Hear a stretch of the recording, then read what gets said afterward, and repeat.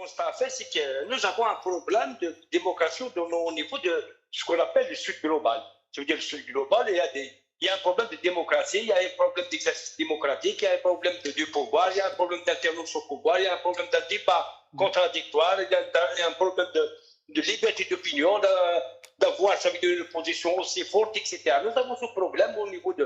On n'arrive pas dans le Sud global à avoir un système politique qui est capable d'abord d'avoir confiance en ce peuple.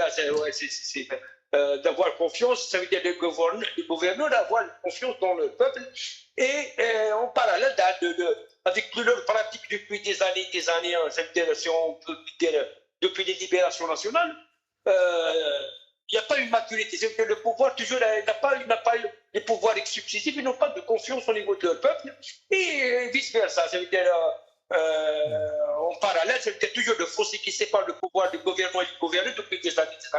Ça devient un coffre entre le gouvernement et le peuple.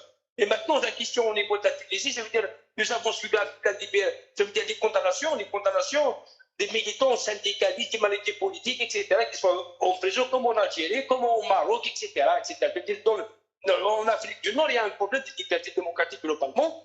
Maintenant, nous exprimons toujours notre solidarité vis-à-vis des gens opprimés, notamment les syndicalistes, les militants politiques.